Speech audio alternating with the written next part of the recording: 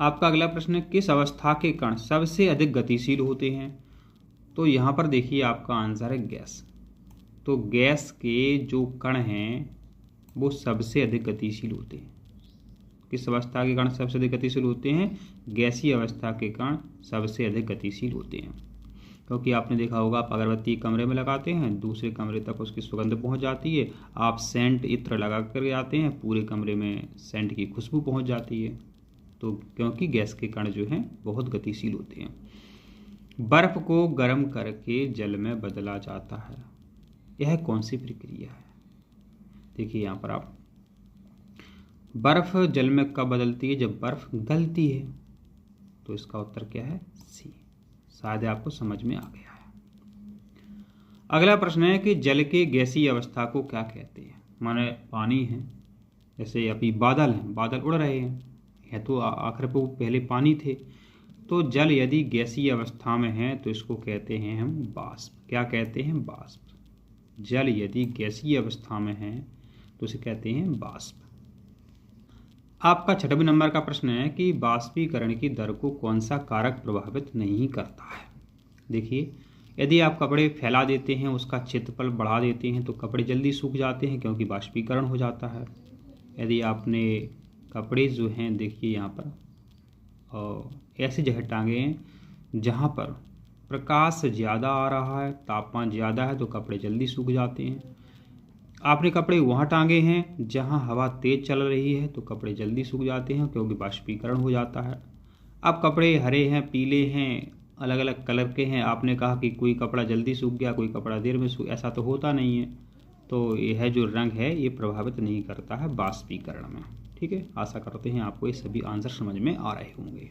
आपका अगला प्रश्न है, दबाव बढ़ाने पर गैस का आयतन क्या होगा? यदि हम दबाव बढ़ाते हैं तो गैस का आयतन जो है घट जाता है। गैस का आयतन क्या होता है? घट जाता है। गैस को द्रव में बदलने की क्रिया को क्या कहते हैं? देखिए यहाँ पर गैस है, उसको हम द्रव में बदलना चाहते हैं, तो गैस में दबाव बढ़ाते हैं और वो द्रव में बदल जाती है। तो गैस का द्रव में बदलना द्रवीकरण। प्रश्न में ही उत्तर है, गैस का द्रव में बदलना द्रवीकरण, और जल का वाष्प में बदलना बाष्पीकरण। आपका अगला प्रश्न है, जब किसी ठोस को बिना द्रव बने सीधे गैस में बदला जाता है तो उस क्रिया को क्या कहते हैं? जब ठोस द्रव में बदले बिना सीधे गैस में बदल जाता है तो इसको ऊर्ध्वपातन कहते हैं। तो इसे ऊर्ध्वपातन कहते हैं। यह किस किस में होता है? देखिए, एक कपूर के जलने में होता है, कपूर का जलना ऊर्ध्वपातन का उदाहरण है। एंथ्रासन है, अमोनियम क्लोराइड है, नेफ्थेलिन है। ठीक है, ये सभी क्या है? ठोस अवस्था से सीधे गैस में बदल जाते हैं। बदलना चाहिए था पहले द्रव में। जैसे आपने अभी तक क्या सीखा है? ठोस को अपन गर्म करते तो द्रव में परिवर्तित होता, नहीं। आप कपूर को, ठोस होता कपूर, उसको गर्म करते हैं तो वो द्रव में ना बदले सीधे गैस बन करके वो उड़ जाता है। तो ठोस का सीधा सीधा द्रव में बदल जाना गलन कहलाता है, जबकि ठोस का सीधे सीधे गैस में बदलना ऊर्ध्वपातन कहलाता है। आपको ये अच्छे से याद हो जाना चाहिए। आपका अगला प्रश्न है, कौन सी अवस्था सबसे अधिक संपीडनीय होती है? मान जिसको अपन ज़्यादा से ज़्यादा उसको दबा सकते हैं और कम से कम आयतन में वो आ सकती है, तो वो होती है गैस। वो क्या होती है? गैस। छोटे से छोटे टैंकर में यदि अधिक दाब पर गैस भरते हैं तो बहुत सारी गैस उसमें आ जाती है।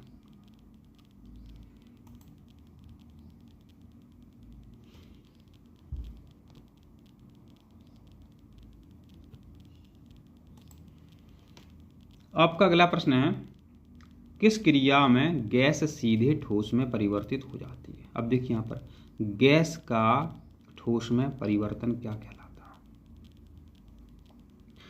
अब देखो, संघनन हो नहीं सकता, क्योंकि संघनन तो होता है गैस से पानी बनना, ऊर्ध्वपातन होता है ठोस से गैस बनना। बाष्पीकरण क्या होता है? द्रव से बाष्प, द्रव से बाष्प बनना बाष्पीकरण। लेकिन गैस से सीधे ठोस बनना एक कहलाता अवक्षेपण। देखिए, बहुत इंपॉर्टेंट प्रश्न है, ये कई बार पूछा गया है। पदार्थ की कितनी अवस्थाएं होती हैं? तो पदार्थ की 3 अवस्थाएं होती हैं, ठोस, द्रव और गैस। आपका अगला प्रश्न है कि पदार्थ की किस अवस्था में किसी वस्तु का एक निश्चित आकार, निश्चित सीमा एवं उच्च घनत्व होता है? आप सभी को पता है कि निश्चित आकार होता है ठोसों का। निश्चित आकार किसका होता है? ठोसों का। निश्चित सीमा किसकी होती है? ठोसों की। न्यूनतम प्रसरण का गुण किसमें पाया जाता है? प्रसरण माने हम सोच सकते हैं बहना। प्रसरण सोच सकते हैं किसी भी पदार्थ का बहना। ठोस एक जगह रख दो वहीं मिलेंगे आपको। द्रव फैला दो, फैल जाता है एक जगह से दूसरी जगह। गैस बहुत जल्दी फैल जाती है। लेकिन प्रश्न देखो, न्यूनतम प्रसरण का गुण, तो ठोस में न्यूनतम प्रसरण का गुण पाया जाता है।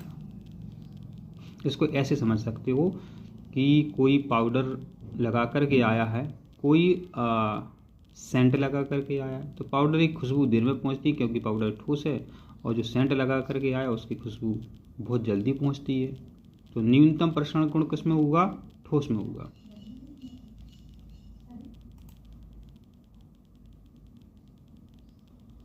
तो इसका उत्तर जो है आ जाएगा संपीडितता। क्यों आएगा संपीडितता? क्योंकि संपीडितता माने पीड, माने किसी पर प्रेशर लगाना और वो छोटे से छोटे आकार में ढल जावे। ठीक है, आप जो बर्तन आपके खाने के गैस के जो हैं, चाहे भारत गैस हो चाहे इंडियन गैस हो, ठीक है, बड़े बड़े टैंकर होते हैं, ठीक है, तो उनमें भी संपीडितता के गुण के कारण जो गैस है कम आयतन में आ जाती है। तो प्रश्न नंबर 15 का आंसर क्या है आपका? पहला है संपीडितता।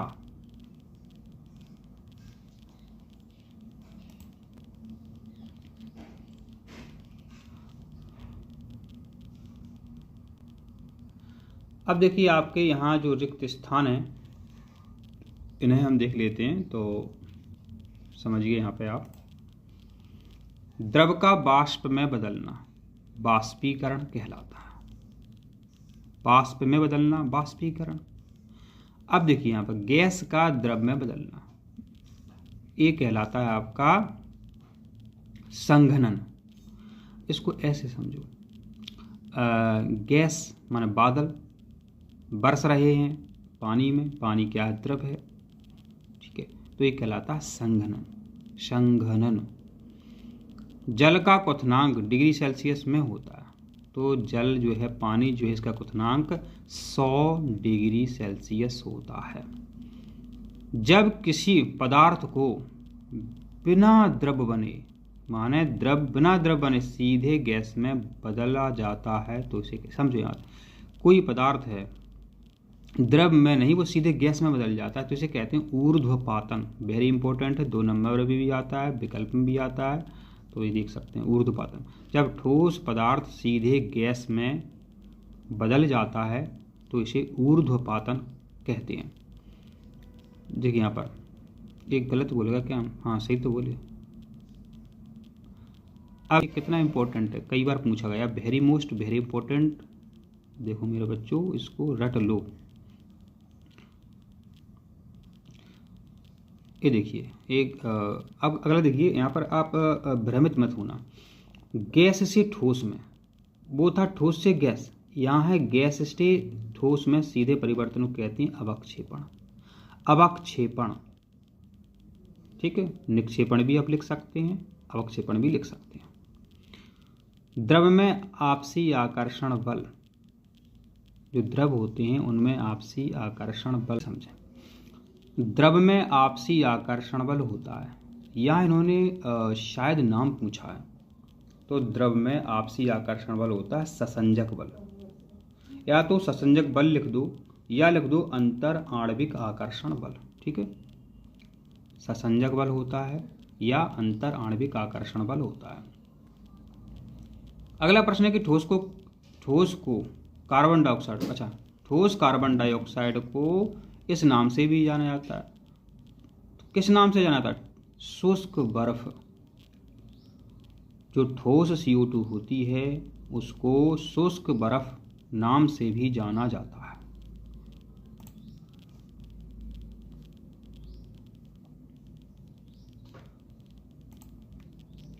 अगला प्रश्न है कि कम तापमान पर द्रव के वाष्प में परिवर्तित होने की प्रक्रिया को कहते हैं वाष्पीकरण। जैसे कम तापमान का मतलब है कि अपने कमरे का जो तापमान है, आपने पानी रख दिया, अब वो क्या होता है, कुछ समय बाद आप देखते हैं कि पानी भाप बन करके, वाष्प बन करके उड़ गया। ठीक है, तो ऐसे आप गर्मियों में आपने छत पर तलाई करते हैं ठंडक के लिए, तो पानी कहाँ जाता है, उड़ जाता है, वाष्प बन जाता है। तो कम तापमान पर द्रव के वाष्प में परिवर्तन को कहते हैं वाष्पीकरण। आशा करते हैं आपको ये आंसर समझ में आए हैं। देखिए आपके पेपर में सत असत पूछे जाते हैं, कैसे इनका आंसर देना है। कॉपी में लिख देंगे प्रश्न क्रमांक इतने के उत्तर, जितने नंबर पर वो पूछा जाए। फिर आप लिखेंगे अंक लिख करके, जो अगर सत्य है तो सत्य लिख देना, असत्य है तो असत्य लिख देना। तो अति महत्वपूर्ण हम सत्य असत्य लेकर के आए हैं इस पाठ के। तो देखते हैं, गैस सबसे अधिक संपीडनीय अवस्था में होती हैं, तो ये सत्य है, क्योंकि गैसों पर जितना अपन प्रेशर लगाते हैं वो उतनी ही छोटे आकार की होती जाती हैं, माने संपीडित होती जाती हैं। आपका दूसरा सत्य सत्य है, ठोस के कण स्वतंत्र रूप से गति करते हैं, नहीं करते हैं, तो ये सत्य है, वो असत्य है। क्योंकि मेरे बच्चों, यदि आपके घर में आप जब स्कूल आए तो कहीं पर भी आप चॉकलेट रख करके चले आए, तो अपने आप वो चलेगी नहीं। ठीक है, अपने आप वो चलेगी नहीं। तो ठोस के कण स्वतंत्र रूप से गति नहीं करते हैं। यदि आपने क्या किया, एक बर्तन में आप घर में थाली में पानी रख करके आ गए, ठीक है, कुछ आप लौट करके जाओगे शाम को स्कूल से घर में, तो आपको उस थाली में पानी नहीं मिलेगा, क्योंकि उसके जो कण हैं, अणु हैं, वो गति करते हैं। ठीक है, आप सेंट की बोतल खोल करके रख देना, कुछ समय बाद उसमें कुछ मिलेगा ही नहीं। लेकिन अब पाउडर खोल करके रख देना, तो पाउडर आपको उतना ही उतना मिल जाएगा। ठीक है, देखते हैं तीसरा, जब कोई द्रव गैस में बदलता है तो उसे संघनन कहते हैं। तो ये असत्य है। क्यों असत्य है? अब आपकी आंखें जो है चकमा खा गई। कैसे? अब आपको आंखों ने क्या पढ़ा है ऐसे कि गैस द्रव में तो ये सही हो जाता है संघनन, क्योंकि गैस माने बादल, द्रव माने वर्षा, पानी। यदि गैस द्रव में बदल रही है तो इसे संघनन कहते हैं, तो ये सही हो जाता। लेकिन इन्होंने ये उल्टा लिख दिया यहाँ पे, तो ये कैसा है? असत्य है। बाष्पीकरण दर पर हवा की गति का कोई प्रभाव नहीं पड़ता है, तो ये गलत है, क्योंकि देखिए आप कपड़े सुखा रहे हैं, यदि पंखा आपने चला दिया, अब कपड़े को तेज तेज हवा लगने लगेगी, तो बाष्पीकरण की दर बढ़ जाएगी, कपड़े जल्दी सूख जाएंगे। समझ रहे बात? ऊष्मा की आपूर्ति करने से कणों की गतिज ऊर्जा घटती है। एक गलत लिखा है, घटती है, क्योंकि देखो आपने ऊष्मा की आपूर्ति की, आपने पंखा चला दिया, आप कपड़े को वायु रूपी ऊष्मा दे रहे हैं, तो जल्दी सूख जाएगा कपड़ा। यहां लिखा है कि घटती है। किसी को भी अपन ऐसे, आप पानी गर्म कर रहे हो, आपने गैस ज्यादा खोल दी, माने आप ऊष्मा की आपूर्ति करने लगे, तो कणों जो पानी है उसकी गतिज ऊर्जा बढ़ जाती है, उबलने लगता है, फैलने लगता है। जब ये कह रहा है कि घटती है, तो ये गलत हो गया कि नहीं हो गया?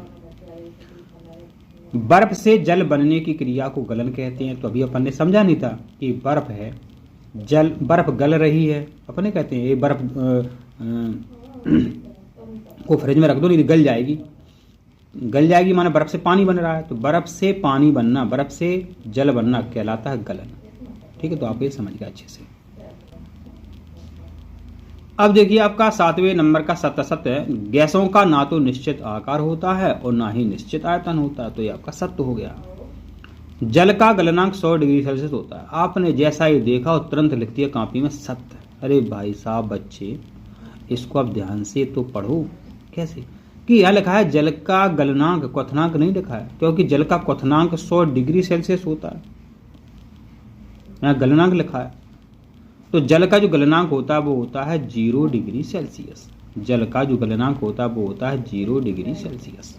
ठीक है, क्वथनांक होता है 100 डिग्री सेल्सियस। तो आप अच्छे से समझ गए। अगला प्रश्न है कि गैसों के कणों के बीच, अगला प्रश्न है कि गैसों के कणों के बीच आकर्षण बल बहुत अधिक होता है। तो ये गलत है। यदि गैसों के कणों के बीच आकर्षण बल बहुत अधिक होता तो आपने जो घर पे पानी रख दिया था छत पर, सुबह आप स्कूल आए थे तो उसमें पानी नहीं बचता। आप ठोस वस्तु रख करके आया ना तो आपको जैसे कि तैसे मिल जाएगी वो। ठीक है, तो गैसों के कणों के बीच आकर्षण बल बहुत अधिक होता है, तो ये गलत है, इसलिए यहाँ हमने लिख दिया असत्य। ये असत्य बात है, आपको सोचना है कि सत्य कह रहे हैं असत्य कह रहे हैं। देखिए, ठोस, ठोसों का निश्चित आकार और आयतन होता है तो कॉपी में लिख देना। आप पहले लिखेंगे बाएं तरफ की जोड़ियां, फिर आप दाएं तरफ की देख लेंगे सही तो सामने लिख देना है। द्रवों में बहने की प्रवृत्ति पाई जाती है, सही बात है, द्रव रख दो बह जाते हैं, तो ये आप मिला लोगे आराम से, कोई दिक्कत नहीं है। गैसों में सबसे अधिक संपीड़ितता का गुण होता है, ये भी मिला लोगे आप। अब गलनांक की परिभाषा याद है तो मिला सकते हो। गलनांक क्या है? ठोस से द्रव में परिवर्तन। बर्फ क्या है? ठोस है, बर्फ गल रही है, द्रव में परिवर्तित हो रही है, तो क्या है? बर्फ गल रही है, माने बर्फ जल में बदल रही है, तो गलनांक। समझ गए आप? क्वथनांक, द्रव से गैस में परिवर्तन। देखिए यहाँ पर द्रव माने पानी है, पानी को गर्म कर रहे हो तो वो गैस में पानी बदल रहा है, और जल का क्वथनांक कितना होता है बताइए? 100 डिग्री सेल्सियस। तो द्रव से गैस में परिवर्तन कहलाता है क्वथनांक। अब देखिए, अब है बाष्पीकरण। द्रव का गैस में बदलना, माने द्रव का बाष्प में बदलना, बाष्पीकरण। यहां पर देख लो उत्तर लिखा तो है, द्रव का गैस में बदलना, गैसीकरण माना बाष्पीकरण। अब लिखा होता है गैस का द्रव में बदलना, या तो द्रवीकरण उत्तर सही रहेगा आपका, या फिर उत्तर संघनन सही रहेगा। ठीक है, संघनन ज्यादा सही है। अब देखो संघनन क्या है? गैस का द्रव में बदलना, माने गैस माने बादल हैं, बादल बरस रहे हैं पानी में, ठीक है, पानी में बदल करके बरस रहे हैं, तो संघनन हो जाएगा। अब है आपका ऊर्ध्वपातन, सबको पता है, ठोस से सीधे गैस में परिवर्तन ऊर्ध्वपातन कहलाता है। जैसे कपूर का जलना, नेपथेलिन का जलना, अमोनियम क्लोराइड का जलना ऊर्ध्वपातन कहलाता है। अब जमाव क्या है? ठोसकरण क्या है? जमाव माने जमना, कोई चीज जमती है तो क्या होता है? ठोस में परिवर्तन होता है। तो द्रव से ठोस में परिवर्तन ठोसकरण कहलाता है। अब द्रवीकरण क्या है? अभी अपन चर्चा कर रहे थे कि गैस से द्रव में परिवर्तन द्रवीकरण कहलाता है। ठीक है, जोड़ी में आप देख लेना।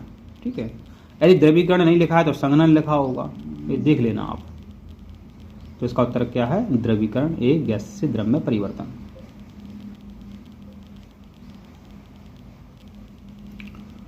अब देखिए है कि तापमान बढ़ने पर गैस का आयतन, तापमान बढ़ रहा है तो गैस का आयतन क्या है? बढ़ जाता है। इसलिए तो जो टायर होते हैं वो फट जाते हैं। तापमान बढ़ता है तो गैस का आयतन बढ़ जाता है, आयतन बढ़ेगा तो टायर फट जाता है। अगला प्रश्न है आपका, अगली जोड़ी है कि दबाव बढ़ने पर गैस का आयतन घट जाता है। सही है। बाष्पीकरण की दर हवा की गति से बढ़ती है। सही बात है। माने पंखा चला दो, हवा तेज लगने लगेगी कपड़े को, तो कपड़े में जो पानी है उसका बाष्पीकरण जल्दी से हो जाता है। ब्राउनियन गति क्या है? कणों की अनियमित गति, माने टेढ़ी मेढ़ी गति कहलाती है ब्राउनियन गति। अब देखिए आपके 2 नंबर 3 नंबर के प्रश्न हैं, इन्हें आप देख सकते हैं। यदि इन प्रश्नों के आंसर आपको जानने हैं तो आप चैनल को सब्सक्राइब कीजिए। हम जल्दी से आपको इन सभी प्रश्नों के आंसर आप तक पहुंचा देंगे और देखेंगे आप परीक्षा में टॉप कर चुके हैं। और कोई जानकारी चाहिए तो कमेंट करके पूछ सकते हैं।